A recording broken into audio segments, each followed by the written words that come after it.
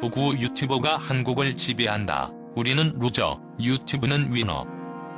서울, 2025년 4월 2일. 대한민국의 미디어 판도는 지금 전례 없는 변화에 소용돌이 휩싸였다. 극우 유튜버들과 사이버 랩카들이 국민의 분노와 충격을 자아내며 동시에 유튜브 플랫폼은 눈부신 수익을 올리고 있다. 이 충격적인 현실은 우리 사회의 어두운 이면을 그대로 반영한다. 지난해 윤석열 대통령의 극우 유튜버 시청 사실이 공개되면서 시작된 논란은 단순한 정치적 의견을 넘어서 사회 전반에 걸친 분열과 혐오 선동의 씨앗이 되었다. 당시 대통령의 행보는 핑거포인트식 선전과 분열 조장에 불과했다는 비판이 쏟아졌으며 그 이후 극우 유튜버들은 자신들의 콘텐츠를 통해 더욱 대담한 발언과 혐오 표현을 일삼았다. 이들은 구속영장을 발부한 판사부터 현장을 취재한 언론인, 심지어 헌법재판관까지 중국인으로 규정하며 허위 조작 정보를 무차별적으로 퍼뜨리고 있다. 유튜브 플랫폼은 이와 같은 상황에서 놀라운 수익 모델을 구축하며 위너의 자리를 굳건히 하고 있다. 극우 유튜버와 사이버 랩카들이 제작하는 선정적이고 충격적인 콘텐츠는 클릭수와 시청 시간을 폭발적으로 증가시키며 광고 수익과 구독자 증가로 이어지고 있다. 한편 피해를 입은 유튜버 재양은 제가 죽어야 끝나는 건가요? 라는 절규 섞인 질문을 던지며 사이버 랩카의 무차별적 공격에 대한 경각심을 불러일으켰다. 미디어 전문가들은 한국의 미디어 환경은 극우 유튜버들이 자유롭게 혐오 선동을 펼칠 수 있는 최적의 장이 되었다며 이들이 벌어들이는 수익은 단순한 광고비 이상의 거액이며 유튜브라는 거대 플랫폼은 명확한 규제와 법안이 마련되지 않는 한 이들의 반사 이익에 눈을 감을 수밖에 없다고 분석한다.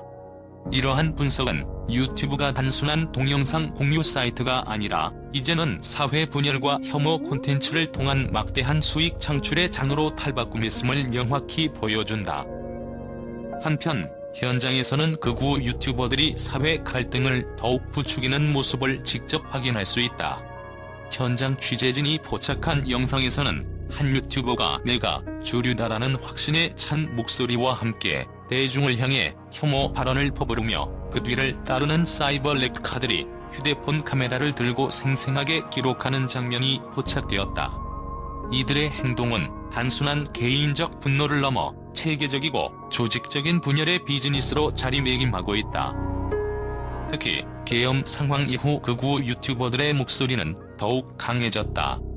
대통령실 내에서조차 극우 유튜버들을 관리 대상으로 삼았다는 소문이 퍼지며 미디어계 내부에서는 이제는 돈을 벌기 위해서라도 분열을 조장하는 것이 당연한 선택이라는 비판의 목소리가 높아지고 있다.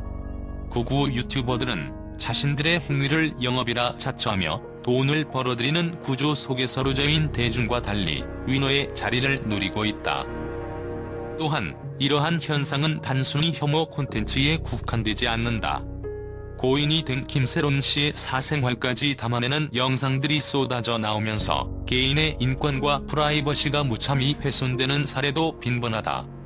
피해자 가족의 슬픔은 가려지지 않고 있으며 이에 대해 사회 각계 각층에서 분노와 충격의 목소리가 이어지고 있다. 이와 함께 언론사들도 극우 유튜버들의 발언을 그대로 전달하며 마치 그들의 콘텐츠가 사실인 것처럼 보도하는 경우가 잇따라 나타나고 있다. 문제의 근본은 규제 부재에 있다.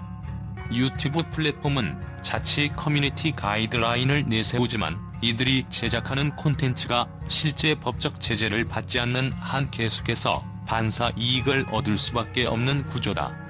전문가들은 독일의 네트워크 집행법이나 24시간 내에 책임을 지도록 하는 강력한 법안이 필요하다며 한국만을 위한 패스트트랙 제도가 마련되어야 한다. 유튜브가 한국에서 망사용료를 제대로 내지 않는 한 국민의 분노는 가라앉지 않을 것이라고 경고한다. 현실은 점점 더 극단적으로 전개되고 있다. 유튜브는 이제 단순한 동영상 플랫폼을 넘어 정치와 사회를 좌우하는 강력한 미디어 기관으로 부상했다. 우리는 루저고 유튜브는 위너다라는 비극적 진술 속에 대중은 혼란과 무력감에 빠져들고 있다. 실제로 각종 혐오 콘텐츠와 허위 정보들이 난무하는 가운데 극우 유튜버들은 끊임없이 시청자들의 클릭을 유도하며 이들의 영향력은 날로 확대되고 있다. 서울의 한 거리에서는 극우 유튜버들의 선전 영상이 대형 전광판에 송출되며 그 이미지가 마치 살아있는 듯 생동감을 띠고 있다. 사람들의 시선은 어둠에 가려진 진실을 마주하며 동시에 그 충격적인 현실에 압도당하고 있다.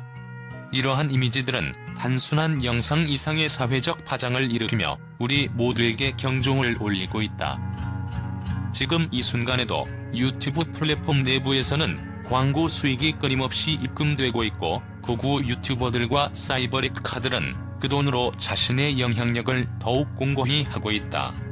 그들이 벌어들이는 수익은 단순한 숫자가 아니라 사회 분열과 혐오 선동의 냉혹한 기계적 진실을 대변한다. 그리고 이 진실은 앞으로도 쉽게 바뀌지 않을 것이며 국민들은 그 영향력 아래 점점 더 무력해질 위험에 직면해 있다. 대한민국 미디어의 미래와 사회적 합의를 위한 새로운 논의가 시급히 요구되는 시점이다. 극우 유튜버들이 지배하는 이 혼란의 시대에서 우리는 과연 어떻게 대처해야 할 것인가? 정치권, 언론계, 그리고 일반 시민들 모두가 한 목소리로 규제와 책임의 필요성을 외쳐야 할 때이다. 지금까지의 무관심과 방관은 더 이상 용납될 수 없으며 진실과 공정한 미디어 환경을 위한 투쟁이 시작되어야 한다. 이 충격적인 현실을 묵도한 모든 이들에게 경종을 울리는 이번 보도는 단순한 뉴스 그 이상의 메시지를 전달한다. 우리는 극우 유튜버들이 만들어낸 허상과 그들이 가져오는 사회적 비용을 반드시 직시해야 하며 미래의 미디어 질서를 재정립하기 위한 단호한 조치가 필요하다. 지금 이 순간 대한민국의 미디어 지형도는 극우 유튜버와 사이버리카들의 손에 의해 재편되고 있으며 그 속에서 우리는 단순한 루저가 아니라 진정한 변화를 요구하는 주체가 되어야 할 것이다. 국제 언론계는 대한민국에서 벌어지고 있는 극우 유튜버와 사이버리카들의 활동에 대해 충격과 경악을 감추지 못하고 있다. BBC와 CNN을 비롯한 주요 해외 언론들은 한국 미디어 환경의 어두운 면이 전 세계에 충격을 주고 있다며 이런 현상이 단순한 국내 정치 문제를 넘어 글로벌 미디어의 위기 신호로 읽힌다고 평가했다. 영국의 한 언론인은 한국은 혁신적인 IT 기술과 스마트폰 보급률에서 세계 최고 수준이지만 동시에 극단주의와 혐오 콘텐츠가 난무하는 미디어 시장을 만들어내고 있다라고 지적하며 이는 민주주의 국가에서 예상치 못한 반전이며 국제사회가 주목해야 할 문제라고 덧붙였다. 미국의 한 칼럼니스트는 유튜브와 같은 글로벌 플랫폼이 특정 국가 내에서 어떤 방식으로 악용될 수 있는지를 명확하게 보여주는 사례라며 이러한 현상은 단순한 인터넷 문화의 문제가 아니라 정치와 사회 전반에 영향을 미치는 심각한 경고 신호라고 경고했다. 또 다른 해외 매체에서는 대한민국의 극우 유튜버들이 수익을 위해 사회 갈등과 분열을 선동하는 모습은 마치 분열의 비즈니스와도 같다며 국제사회는 이에 대해 적극적인 제재와 규제 방안을 마련해야 한다는 목소리도 나오고 있다. 독일의 한 신문은 유튜브와 같은 플랫폼이 거대한 광고 수익을 창출하는 동시에 극단적 이념과 혐오 선동에 기여한다는 사실은 전 세계적인 디지털 규제 논의의 촉매제가 되고 있다고 보도했다. 프랑스의 한 분석가는 한국 미디어의 급진적인 변화는 기존의 민주적 가치를 위협하는 심각한 문제이며 국제사회가 공동으로 대응해야 할 사안이라고 전했다. 그는 글로벌 플랫폼 기업들이 자사의 규제와 감시 체계를 강화하지 않는다면 이러한 문제는 전 세계적으로 확산될 위험이 있다고 덧붙였다. 이처럼 해외 언론은 한국 내 극우 유튜버들의 영향력 확대와 그로 인한 사회적 파장을 날카롭게 비판하며 자유로운 인터넷 환경이 민주주의의 상실이라면 이번 사태는 그 근본 가치를 심각하게 훼손하는 사건이라고 평가하고 있다. 국제사회는 한국 정부와 플랫폼 기업이 협력하여 사회 분열과 혐오 선동의 악순환을 끊어야 한다는 목소리를 높이고 있으며 이번 사태가 전 세계 미디어 규제 논의를 촉발할 중요한 전환점이 될 것임을 예고하고 있다.